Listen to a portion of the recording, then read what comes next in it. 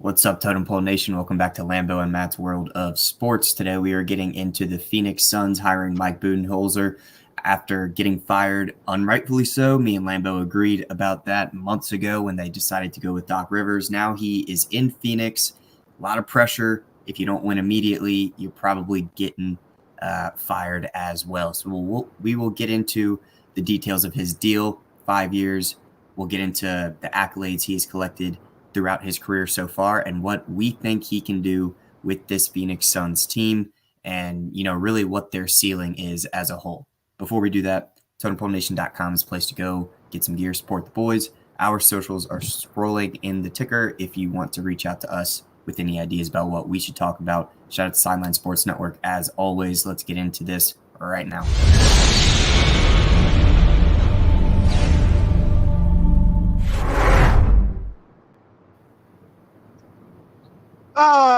Well, what is wrong with the Suns, right?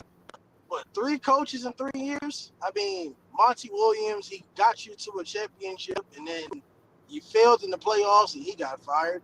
Frank Vogel had 1 year. I guess you gave him a 5-year deal. By the way, you're still paying the guy anyway. I just don't understand what's the method of the Suns. You can't win with a super team if you don't have no bench. Now, his problem, you don't have any draft picks, to be honest. The draft picks is big shit. I mean, you don't have draft picks. You have, a second-round pick, and then everything else is not until 2030? Like, what? How do you expect a coach just to win like that? Now, I know Budenholzer has a lot of respect in the NBA, especially in 2017 when Dennis Schroeder and other guys were on the team. He took Atlanta Hawks team to win like 66 games back then. Now, I know this is a different league, but it's like the Phoenix Suns don't have anything. My gut is telling me they should just break up the big three. Like, the contracts are just too massive. Like, you got Bradley Beal from a trade, but he's owed like $40-50 million. I just don't know how you're gonna win. I'm not mad on the coaching hiring, but it's just like, how long are you gonna actually keep the coach? Like, what are the expectations in Phoenix? Because the expectations in Phoenix are just it's damn near unrealistic. Like, you expect Frank Vogel to go out there and make the Western Conference Finals with no bench. Look what OKC is doing. We ain't mentioned nothing about OKC and start the NBA season. OKC is gonna be the #1 seed. We talked about Denver. We talked about Minnesota. It's those surprising teams. It's called that supporting cast. And the Phoenix Suns just don't have any. We know the Phoenix Suns don't have any defense. They don't have defense. They couldn't rebound. I don't know what you want to do. Mike Budenholzer is not the issue. It's the fucking GMs and the team. How are you going to construct the team in order for the team to be successful? Now, I hope you give Mike Budenholzer the right resources. That Dan Lanning in Oregon, as far as football-wise, I know football and basketball resources are different in pro sports and college sports, but you got to give him the right resources to be successful. He should have never been fired in the Bucks in the first place, but it's a great hire, but it's like, how many coaches are the Phoenix Suns going to run through? Are they going to run through like the pussy is just done, or are they going to actually believe in this coach for the Suns to do something? Because right now, as of next year, I don't think the Suns are going to do anything. I'm still going to put my money on the Timberwolves or the Denver Nuggets. Yeah, I'm with you. When you're talking about bench depth, Grayson Allen led the league in three-point percentage this past season, shooting 6 of them per game. He's gone in free agency. Bol, he only played 11, 12 minutes a night, but he played well and efficient in those spots. And then Royce O'Neal, who came over from the Nets, he didn't shoot the ball well, but he was a solid like 10, 8, and 6 or something like that on the season. So, or 10, 5, and 6, something like that. So they're losing really decent role players. I don't know, to your point, how they're going to be able to afford to replace them with these massive contracts they're paying. Like, we have to acknowledge that I think Jursic or something is also making like $19 million a year. So they've got 4 guys right there taking up probably 70% of their cap space. Obviously, the big 3 is made up of KD, D-Book, and Beal. And I completely, or not completely, I kind of agree where you're coming from when it comes to breaking up that big 3. It's like what Stephen A. said this morning. When the big 3 is just all made up of namesake and it's not made up of production, you'll sell a lot of tickets, you'll get primetime games, but you're not going to win the championship, right? You need the depth, and you can't have your guys, either playing half the season if they're hurt, like KD has in the past. Not saying that's what he did this year, but the load management aspect of not having a bench, they kind of counteract each other, right? Because you need bench depth throughout the year so you don't tire out your stars, but your stars are going to play 30, 35 minutes a night. And so by the time you get to the playoffs and you shrink that rotation, if you haven't given them the proper rest throughout the season, and it's not load management rest, it's like, hey, maybe they played 25 minutes a week instead of, 35 to 40 minutes every week. Like, I don't want to draw a comparison to the Knicks because I don't know how this season or this series is going to go with the Pacers, barring injuries and stuff. But you look throughout the season, their top 3-4 guys, they're not playing 40 minutes a night every night, but they have the depth to not have to do that. I'm not attributing a sweep to KD and Beal and Booker playing a lot of minutes during the regular season. A squad that's led by that much talent should not be getting swept regardless of how much you played during the regular season. But I'm with you. I don't know what direction they're going. I don't understand a lot of I don't know. It's not negligence, but it's like you understand at this point, or clearly they don't, but you should understand at this point that you need depth. You need a bench to do anything past the first round, and they didn't even do anything in the first round. They lost all 4 games. Vogel, they finished second in their division within the Western Conference behind the Clippers, 44-33. Didn't matter. You got swept, right? So maybe if he doesn't get swept, does he still get fired? I don't know. But the team doesn't look like they're going to be in a better spot roster-wise next year. So I think Budenholzer's a better coach, 2-time coach of the year, NBA champion. I think he's a better coach than Vogel, but what can he really do when the 3, well, I'd say 2 of your best role players are going to be gone somewhere else in free agency? This Suns team is just they piss me off. I don't know if I can watch it.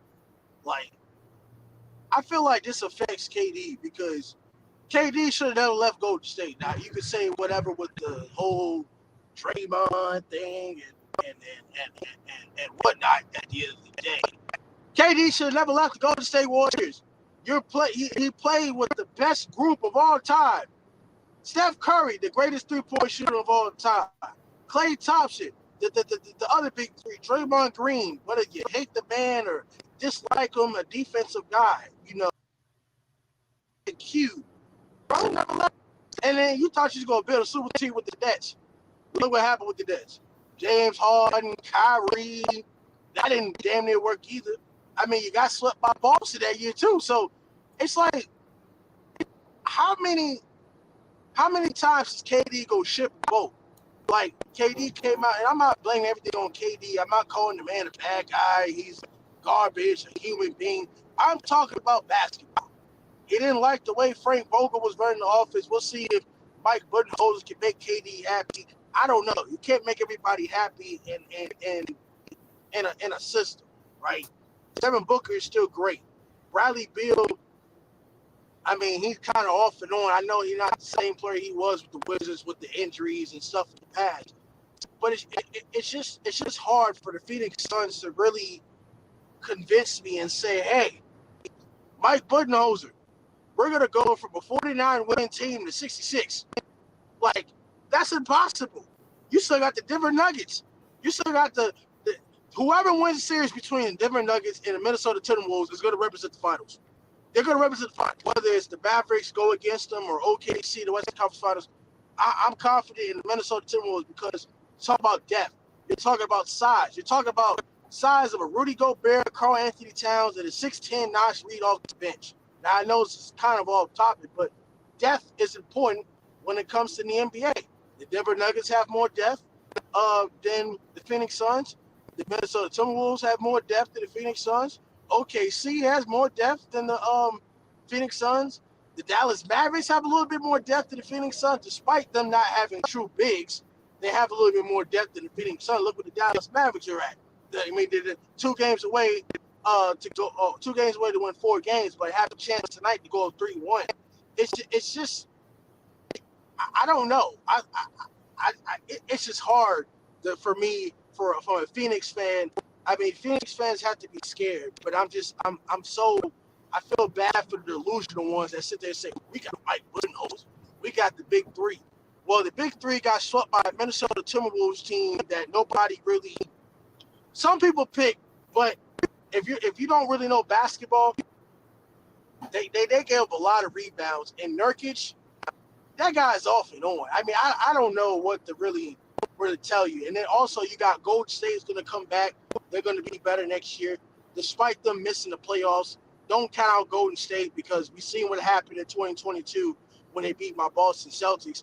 And then of course, we'll see how good the Lakers are if they're going to get any better. I'm not sold on the Lakers as far but the Sacramento Kings had a disappointing season, obviously, but the Sacramento Kings are going to get better. The Western Conference is only going to get tougher. So if I'm GM, I think he was LeBron's teammate in Cleveland, Jim Jones, James Jones, whatever. You better build through free agency to get somebody.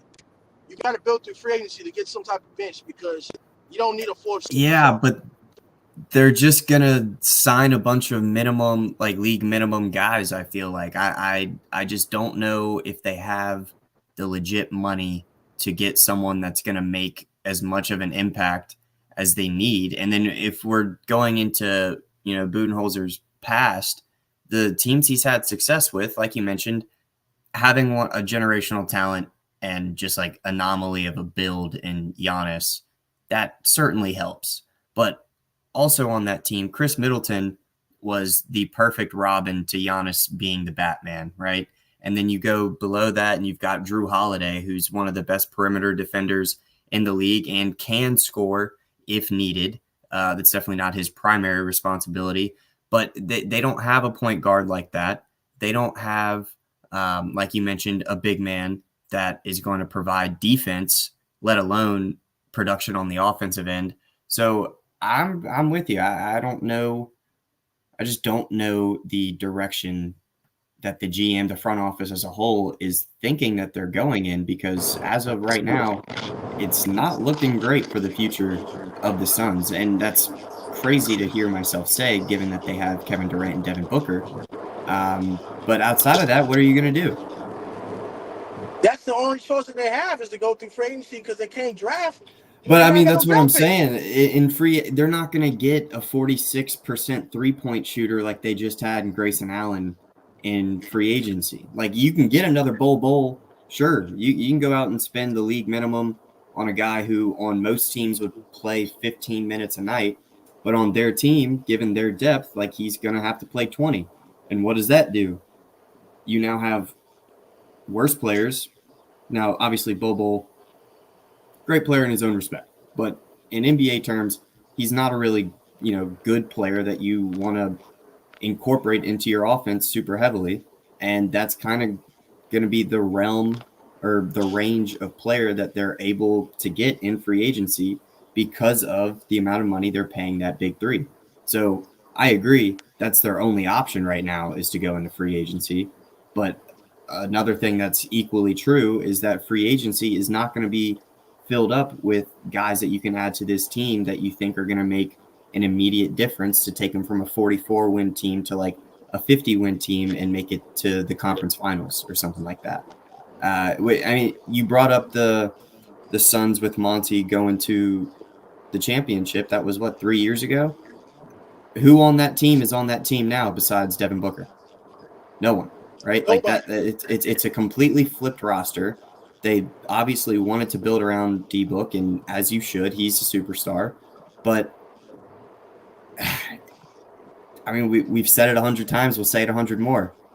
You can have 2 superstars on your team, but if you don't have someone in that 6, 7, 8 spot off the bench, by the time you get to the playoffs, you're toast. There's nothing you can do. The teams got to build through the draft, and everybody keeps calling, the Celtics and the Warriors super teams. They're not super teams. They built through the damn draft. The Celtics, when they got rid of Paul Pierce, Kevin Garnett, and Ray Allen, they got all them draft picks, Danny Ainge, before Brad Stevens placed Danny Ainge's basketball of operations and GM or whatever his title is. They built through the draft. Golden State built through the draft. You have to be able to build through the draft to win games. Build through the draft. Most teams can't do that no more. Building through the draft is what helps you win championships. The Denver Nuggets built through the draft. Now, I know Aaron Gordon was at Orlando when he first came into the league, but you got to build. You got to build, find the right pieces. It comes down to that. Build through the draft. But they don't have no draft picks, so I guess they got to build through the street. Yeah.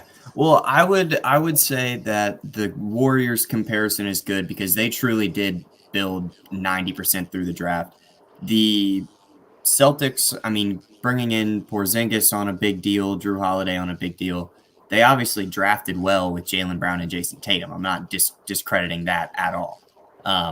But they did have some free money to go get really good guys to fill out. I mean, they have in any given year, I mean, that if Porzingis is healthy, that's 4 All-Stars in your starting 5.